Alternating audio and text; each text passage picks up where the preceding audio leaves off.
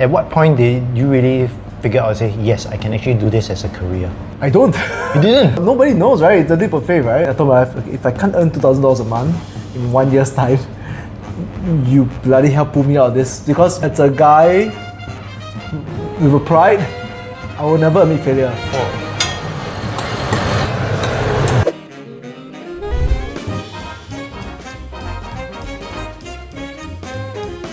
Hi everyone, welcome to I Know a Guy, where I'm Gerald and I meet interesting people doing interesting things. And today I am meeting with Kenneth, the MixTape chef who mixes music together with cooking, and he has it all here in his home. So we're going to go straight into it and ask you, how did this really all come about? And how do you turn your home into your workplace? Okay, thanks for having me. Yeah. So at this point of time, I just want to ask, the next question is, what's the most overrated trend? I think of late in the food world, of late people has been using the word omakase, like lost the original meaning. The original meaning is just whatever the chef cooked, but it became weirdly associated with the idea of a premium thing. So you can see people just getting away with giving you not premium stuff just by using the word omakase. What's going on? Like everyone's just using omakase for wrong reason. Have you had an omakase experience that you felt that it wasn't worth the money? I don't really go because they're so crazy expensive nowadays. I think because I cook and if I'm out spending my money, I'll go to places where things I can't do myself. Or either that are very highly experiential, that sort of to provoke the palate or to provoke the creativity side of it. So if you just going for omakase, not that much, not in Singapore at least lah. And you said this thing about creativity, and we had this conversation earlier about music. Yep. How does music really influence what you do? In my university days, I used to play music. I used to play in a band. And, which instrument? Guitar. So I used to play a little bit last time. But then that we always wanted to be sort of like play Walla Walla or a regular band. But then it never really materialized. So when we wanted to start this new brand, we tried to think very hard about what it should be and how music can play a part in it. The menu is kind of a bit like a song. So you have to I like songs that sort of brings you in gently and then give you a big chorus and break, and then that just songs have a lot of tension, and then when the tension releases, it just like feels damn good about it. I like to see my menu is kind of designed in the same way. I start off quiet, sort of easy, and then I will save the big release at the back of it, kind of thing. Okay. The crescendo. The crescendo, yeah. So I think that's how the way I see it, because if you see the way the menu is it's really similar to the way someone would write a song as well. Music, yeah, I think that's about it. How do you think this music actually influences the mood of the dinner and the dishes itself? One of the things that we first started off, we actually created a playlist for the dinners. They're all mid-tempo songs. So basically songs with beats, but not too fast, not too slow, as much as possible instrumental. What people don't realize is how music changes your psychology of the space you're in. When do you realize this? When we go to restaurants, I think I've been observing how certain restaurants make me feel. I've been reading out a lot about the psychology of music. So they're doing psy-ops on you. They're doing psy-ops on you. Yeah. So people don't realize how important. I think a lot of people don't realize how important music is. I think because if you think about how you walk into certain retail shops, they're always playing fast music because they want you to make impulsive decisions. That the style of music affects your thinking. Here we're trying to create a relaxed environment for people to enjoy, for people to speak to each other. Ultimately, we want them to have a great conversation.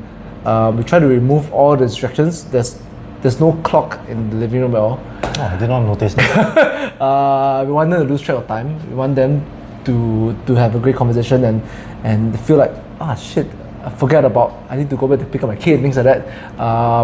So the music is one of the elements that we try to incorporate that. First, the mid-tempo keeps them in the relaxed mood.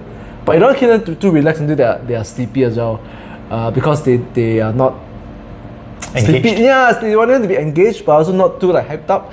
So mid-tempo music. Also, what we realized that the tempo of the music, right, the beats, help to punctuate the conversations. People generally don't like it when it's too quiet. Oh, okay. So it makes it feel Relaxed. Calm. and I think it's culturally in Singapore culture. People don't like it when it's very quiet.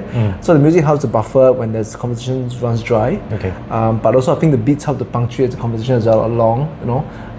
Keep the conversation at the right pace. I think it works. How many guests have you actually served through these doors so far? Count, If you were to make an estimate. Maybe a few hundred, I think. Few hundred. A few hundred, yeah. And out of all these guests, what was like the best reaction that you had?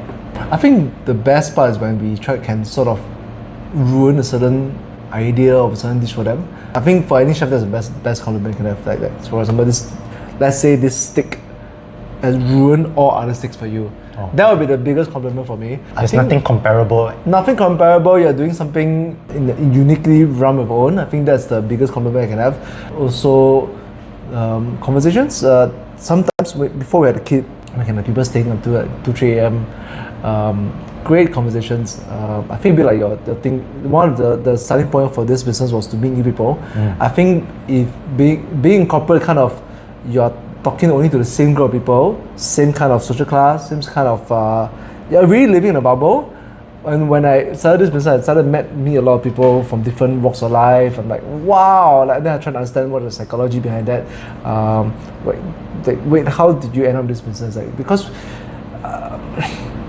I guess it's kind of curse of being good in school, right? You only push down one path, but then there are a lot of people who have so many different varied paths and so many very different life stories, and it's great to meet them.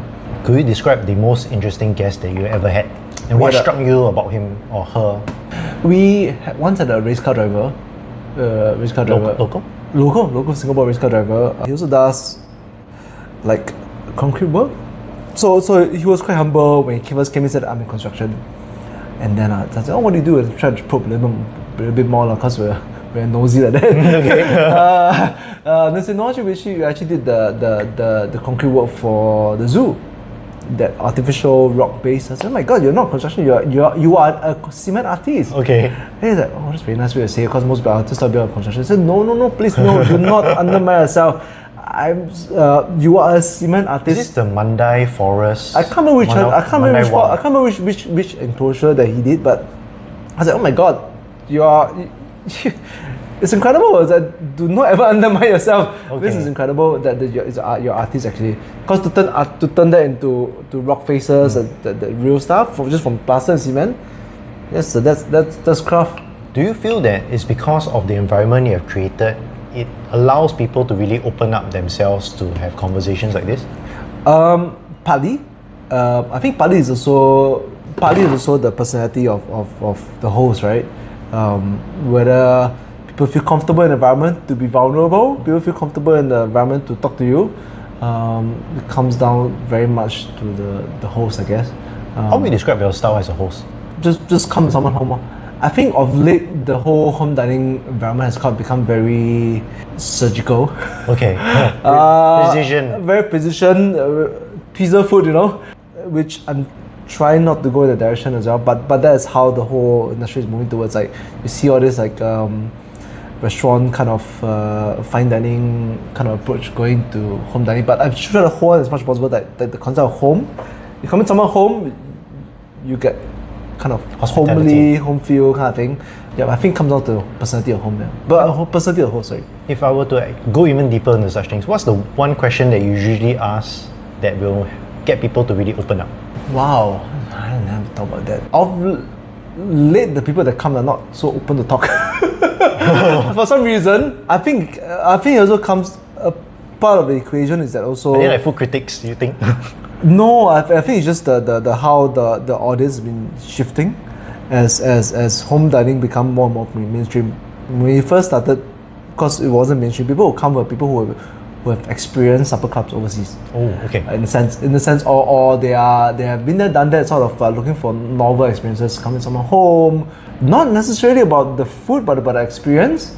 About understanding, what do you do? What led you to this? So conversation was great. People there was sort of out of the get-go, people want to engage. Of late, as it become more and more mainstream, the kind of people are just coming for the food, kind of thing. More transactional. Transactional, eat, they go off. So I feel like sometimes I talk to them, they're like, oh, a bit like some at the apartment neighborhood. It's like, hey, hello, people don't talk to you. Hey, why you say Yeah, hi you to try me? to scam me kind of thing, right? But then I think the audience will be shifting a little bit. It upsets me because one of the part of the reason we started this thing was to get to know people, right? Okay. Was there ever an unpleasant experience? Not really. It's just people are no longer so really engaged. So one of the things about you asked about the character of the host is about the ability to read the room. You need to know whether they want to engage or not, lah. Okay. If they don't want to, sometimes it depends on the crowd. Some crowds are like, oh, I want to check this out, this new experience. Some of the crowds are like, I haven't seen each other for 2 years. They really want to catch up, and then I just give them space to catch up. Okay. Yeah. Learn to come in only when the conversation run dry. And you help fill the space. Sometimes I feel like those orientation camp. Oh, you have to really rah. Yeah, get that's the energy up. shit. It's so quiet for the last 10 minutes. Okay, let me go out there. It's like, hey, how's everything? What you like it? Oh, and then what do you do? And then try to find commonalities, and then say yeah. Or depends on how the conversation is. Sometimes some of them you will know, they will come up to you and say, oh, what led you to this? And you want to get to know your story and your experiences. Okay. So it depends on the crowd, really. Running on this vein itself and music, right? Have you ever had an encounter where, or maybe you could think, what's the closest experience you had that, oh, this dinner is not going as the way I wanted. Maybe you need to change up the music of the space to really, how does that fit in creativity and how do you blend it into your storytelling of your cooking? Sometimes we get those more older folks. So the music plays kind of like beatsy, Okay. because when the beats very help to punctuate this conversation. Same thing, anyone come to the house and just make sure that okay, do they have water, which I've been noticing Okay. was running out. Don't worry about that. You make sure that they are comfortable. I guess from the body language you can tell whether they're comfortable or not. You want to constantly check in on them, but you also don't want to appear like a needy. Because I go to some restaurants that like, Yes. They keep on serving you water. Yeah, They're so it's like, asking just they're breaking the flow of the conversation. I'm trying to get the deeper secrets from my girlfriend to stop disturbing me kind of thing. I guess certain level of have to read the room. Has there any been spicy that you've ever encountered? That make you're like cooking, then you hear the conversation, you're like, what did he just say? Wow. So my wife, she helps me with the front of the house. So she's the one that get all the spicy stories. Because I'm actually at the back cooking, so I don't really hear so much. Sometimes she can't tell me, but she will have the better idea of what those juicy stories are. Any memorable ones? Sometimes they gossip about like friends or things like that. Then like of politics. And then depending on how friendly they are, then I'll go join and be judgy. I was like, I heard about this guy. Tell me more. Then like, okay, we need a third party to judge whether how you feel about that. Okay, tell me. Lay on me. Wow. Okay. What was the end result of that? Maybe you can go briefly into details. Someone betrayed someone's goodwill, and then they were thought to be very close friends. They got no money, but they always flaunt about their money, and they were like, what the hell is wrong with this guy? And then they're all collaborating the stories about this person said this to me, so said that to me, and then They're comparing notes. they're comparing notes, then they come to the conclusion, this guy sucks. and then I mean, sometimes I can hear at the back, then I come out, hey, how about this guy? So what's the conclusion? Then they're like, oh, come sit down. This is the whole story, and what do you think about this thing? Do you agree or not agree? Depends whether they want to engage or not. Okay. Yeah. Will you say that now that you've created a lot of beatsy music for your guests, how about for yourself? Is there some playlist or type of music that you just do it when you cook, when you experiment? It's a playlist that you don't share with people. It really depends on the mood, actually. I think. How do these moods come about? I think it depends on whether I'm cooking to sort of distress. Depends on I am cooking to sort of find my personal space. A lot of times I would like to play those sing-alongs. Disney sing-alongs? No. I'm an elder millennial, Okay. so I listen to a lot of emo Power ballads? Oh, okay. emo core, which my wife do not like to let me blast at the home. Namely, maybe you want to sing something?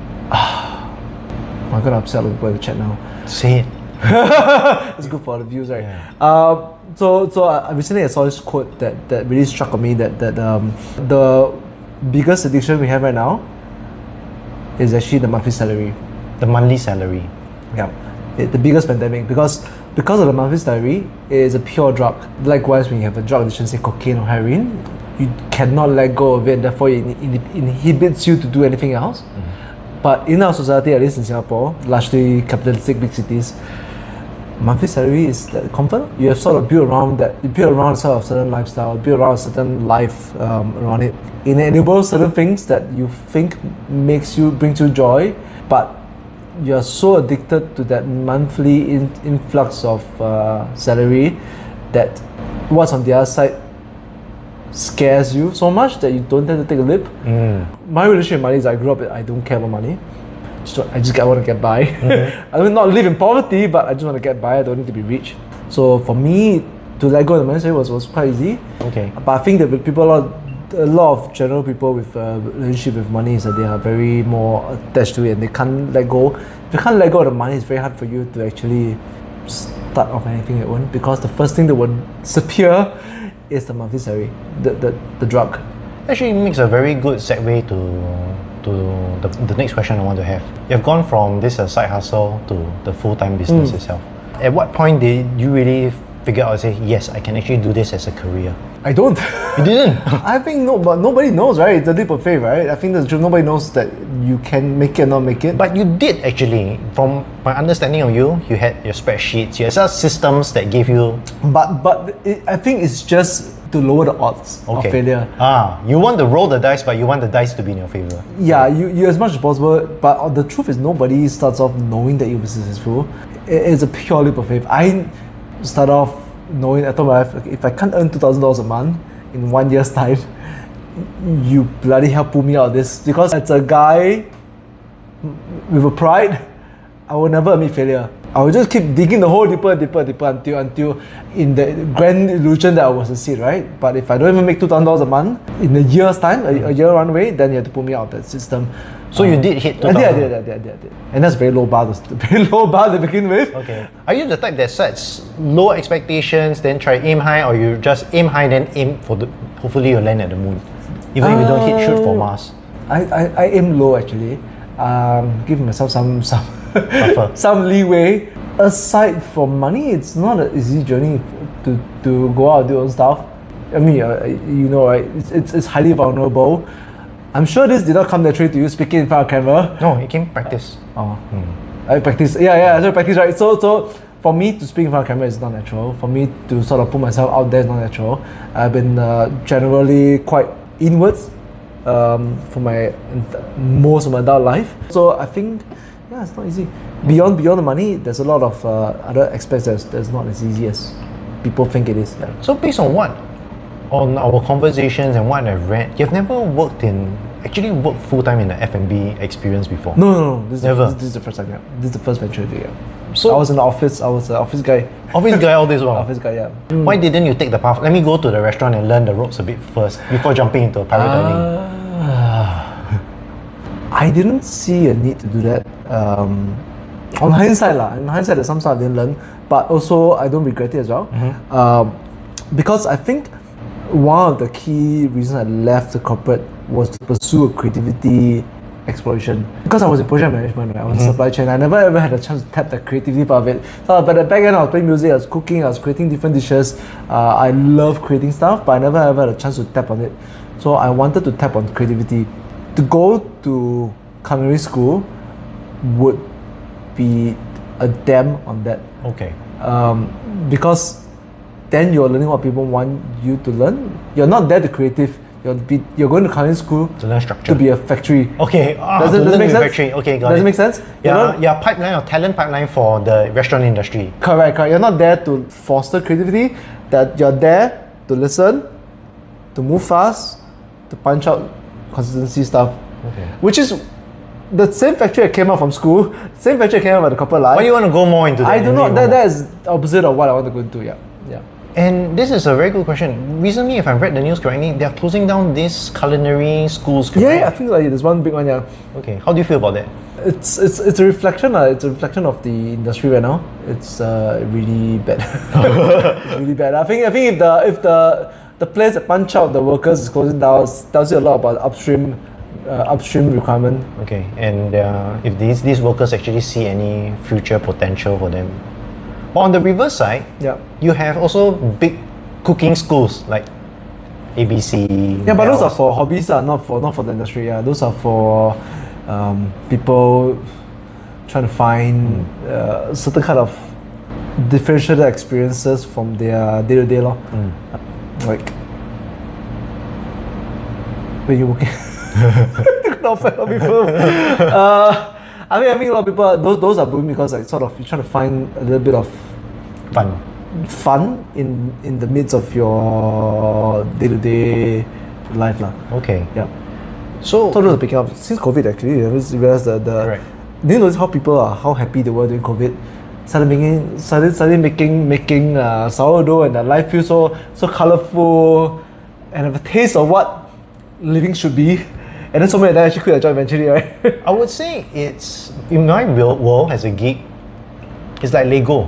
Lego is very simple in the sense that you follow the instructions, at the end of the day you get manufactured creativity. You feel like, hey, this is something I've done. It is called IKEA effect. Yep. Where if you build something together, build something by yourself, by your own hands, you feel a Sense of accomplishment. Yep. and a more attachment to it. As opposed to, I just bought it from a store, it's very transactional, like what we talked about. Yeah. It's like the baking kit lah. It's actually all done. They could have added eggs inside there. Egg but is it? Yeah. They could have added eggs inside there, but they purposely asked you to cram one egg What inside is this? there. Betty Crocker, right? Yeah, Betty yeah, Crocker. That's yeah. why the research has actually shown this. Yeah, so they say because people want to feel like they made something, we intentionally remove the egg element just to let people feel some sense of control. It's a no-fail recipe. Yeah, they could have added the egg inside there easily. Yeah. And now that as an entrepreneur, and you mentioned that your goal was really to hit $2,000 every month within the first year, how do you feel the push-pull between what is creative, what is art, and what puts food on the table? So I will say I'm mostly 70% on my 70% my own creativity needs, 30% what the market needs. I think that's probably where I stand. I still cherish this opportunity to be very much of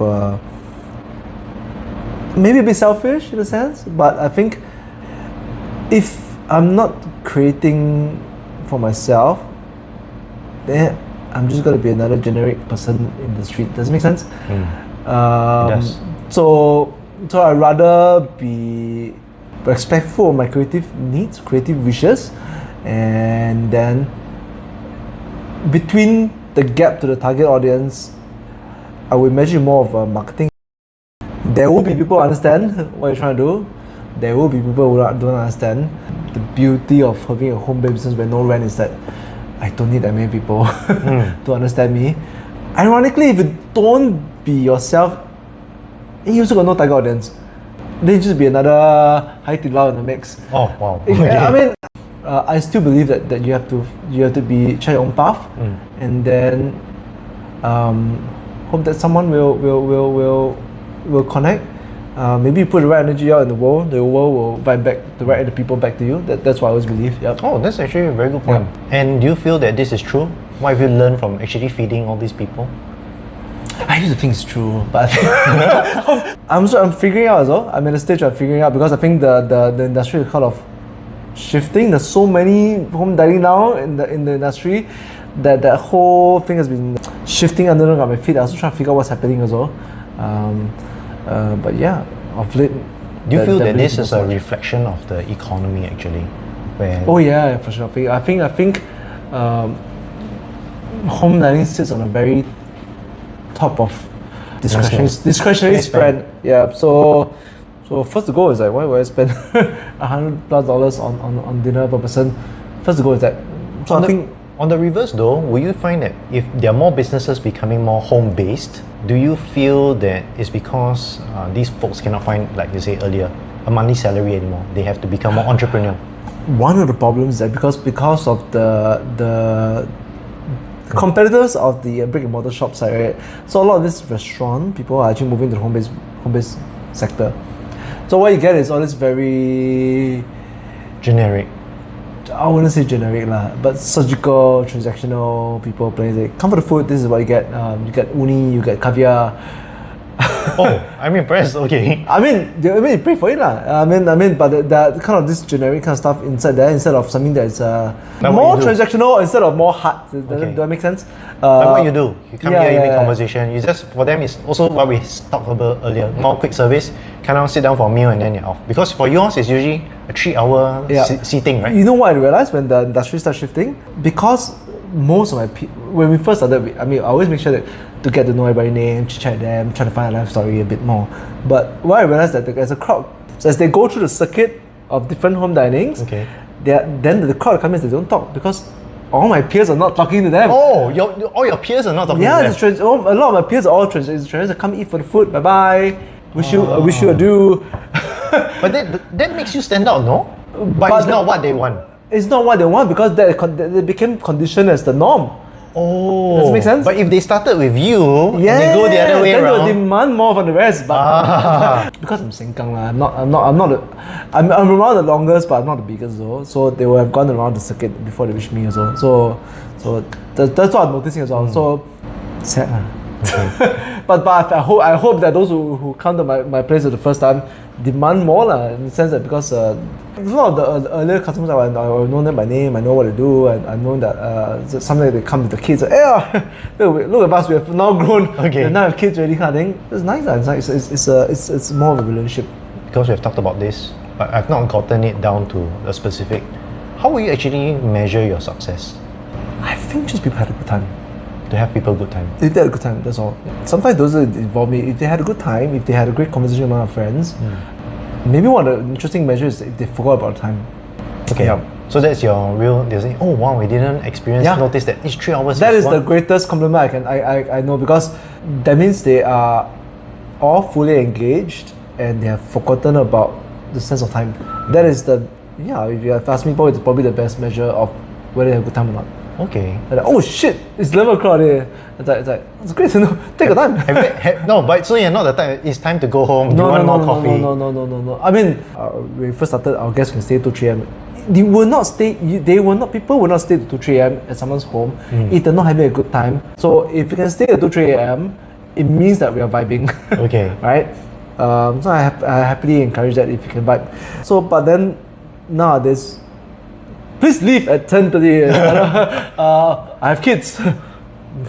Bug off.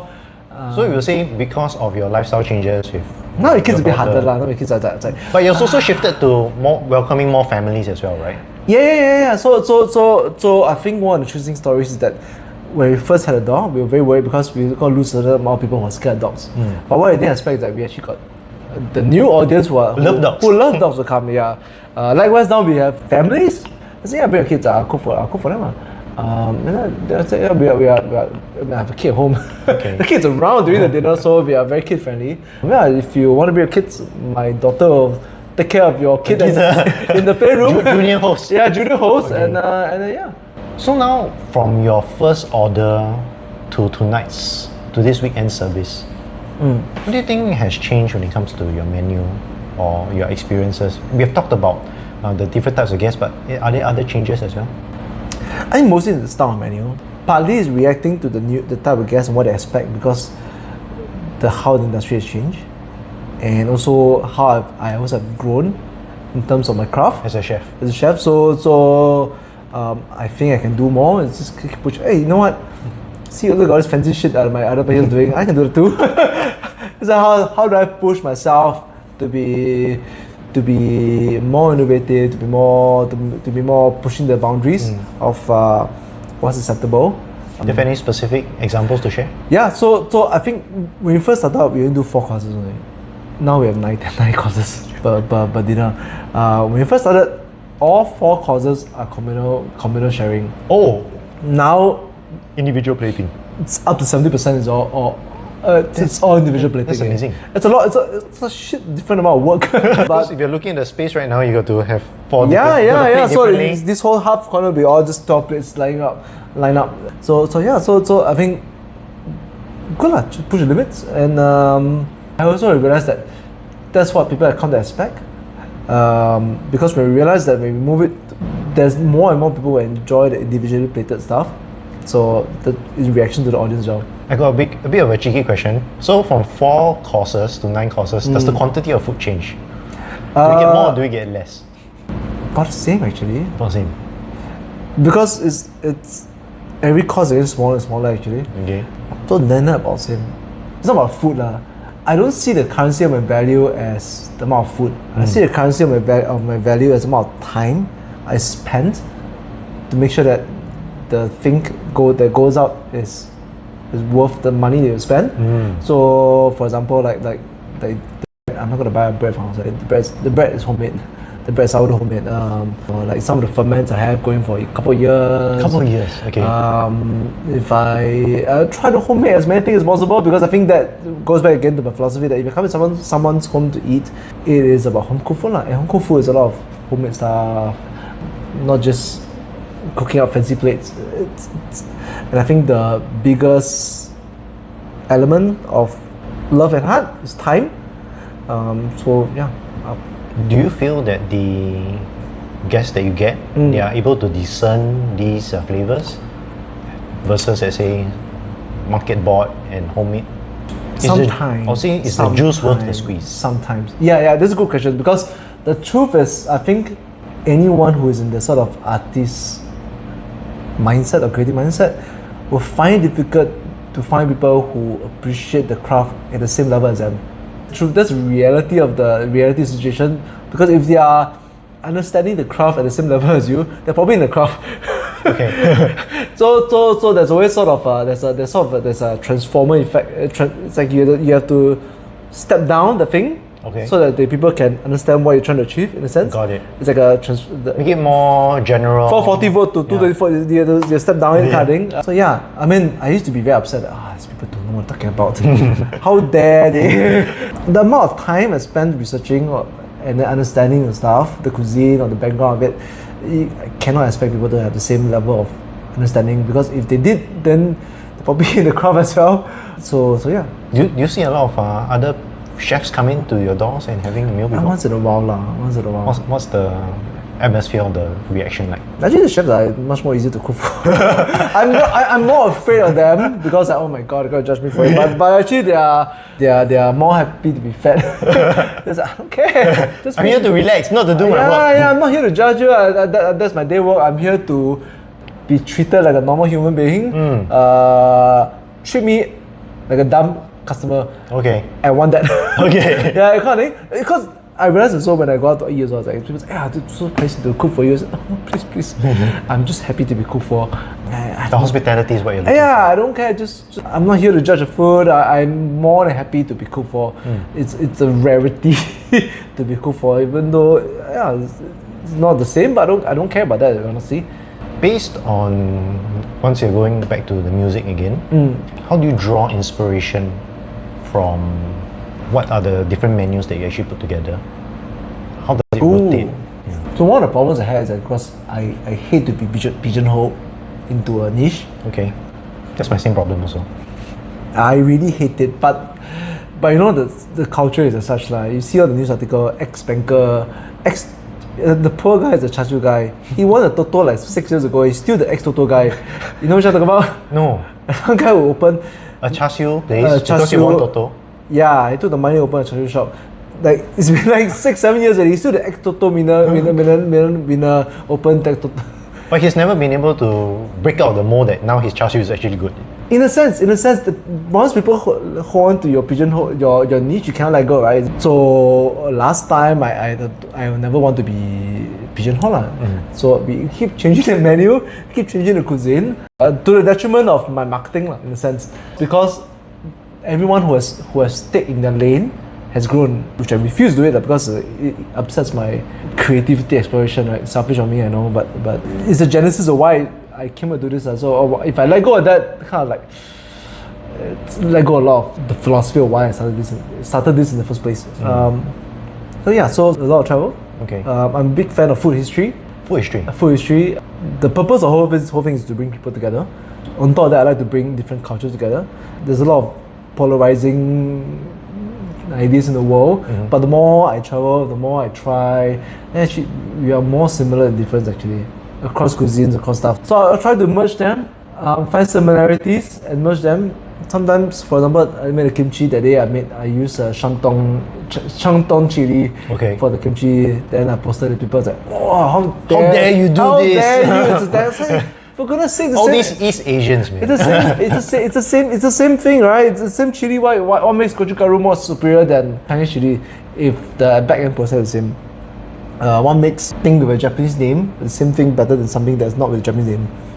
Essentially, the sauce is the same. It's, as long as it serves the function in the recipe, there's no boundary. There's no cultural boundary. That's the science behind it, actually. Will you say so? It's just formula. You need a salty element. You need a sweet element. The recipe calls for certain ingredients used just because that was what was available, not because that was the best option. Oh, what was available at that time? What was around available the in the region? time. So now with globalization, we have access to all this stuff. Then we have to explore different possibilities that we have not explored before that maybe actually be even better for the dish to make something different, because that's what every great cuisine is about, right? It's about some guy messing around. Think about the Vietnamese guy who made the first banh mi. He's like, oh yeah, it's a fusion between French and there's some guys like, I want to put this together, and then now we don't question it because it became a classic, right? But surely at the start, some French guy might have thought this is bullshit. Why are you trying to mimic our cuisine using this inferior stuff? evolve it, elevate it. Yeah. Actually, I very much prefer it to the breads I eat in France also in some ways. Yeah. It's very nice and sweet and so fluffy and flaky. Yeah, correct. You argue that it's actually superior, right? But then to everyone who was charting the path, was trying something new, you get a certain level of resistance now. Okay. Which is what society do lah. How often do you see that happen? Resistance? All the time. All the time. All the time. I think you will probably experience that if you're not clear on your values in this entrepreneurship journey, you cannot survive, because the world will push you in all kind of direction. Everyone has something to say. If you're not clear on what is your North Star, you cannot even step forward, because one step is you're like, there'll be 1,000 different forces pushing in every direction who thinks what's right, what's wrong. Based on your own experiences as well. Based on my own experience, I think should be the experience of everyone who has started something on their own, is that everyone has an opinion. And then You have to be stubborn enough. You have to understand what makes you tick, and if you're not clear on that, it's going to be a tough journey. Okay. Or if you're rich enough, then you can push through money. It's a different story. It's a different story. Enough time. Your time length is actually stretched Or if out. you have money, then you can push through, you can buy opinions. I think last question already. I'll say, was there ever a night that reminded you, this is the reason why I started all of this? I think those nights, it's like 2-3 a.m. ones. I think I got a lot of the gas in terms of new relationships, great conversations I would never had I not started this journey, because it was a totally different perspective of how I view the world up to that point. What do you all talk about? I can't remember, like state of the world or state of mindset or things like that. I can't remember what is it. But I remember we stayed 2-3 a.m. I think so. Some of them we met. We said, I remember that I remember clearly the night, and I think that was like How many years ago was that? a couple of years ago.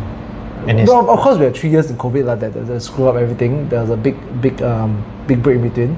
But when we first started, there were a couple of nights that like this that there was like, wow. are they still your regulars? I think the menu hasn't changed or they moved on to other things. Sometimes they keep changing menu. I don't know. Yeah. Okay. This series is called I Know a Guy. So who is your guy, Kenneth? The person that you think is cool, that I really should go out and talk to next? Recently, the guy who came to sharpen my knife. I thought it was quite an interesting character. How do you find out about him? Colin was the one who actually sent me. Okay, Colin, our tea guy from first episode. Yeah. Colin was actually sent me, hey, you need to sharpen a knife and reach out this guy. So I engaged his services to come, and I was just chatting with him. I think he's I guess in a similar journey to me, but maybe at an earlier part, trying to figure out what it means to him, what it means to be charting his own path. You can ask him about his life story, but it's like, I guess, it started off quite similar to me in the sense that it's in a very principled start. Okay. I think he's trying to staying on the course, but also I think navigating that basic needs. Okay, how much do I waver? How much do I want to waver in terms of what I believe in terms of principle? But so he is now going What's his around. name? So his Instagram handle is called Sparrow Sharpening, I think. Sparrow sharpening. Yeah, so he goes around people's houses to sharpen knives. He has a real love for knives. So he provides a service go around. He has a very principled way of doing it. Kudos to him, man. Okay. And I think in a world where people kind of push you around, I like overly principled people. Okay. Because I think that's a rarity in the society right now, and society tends to damn them down. If your nails sticking out, you'll be hammered down. Correct. So I have a soft spot for very principled people. Okay. Yeah. Thanks for the meal and the music, Kenneth. It's been a great conversation, and now we know a guy who knows how to make a great meal together with music. Bye. Bye.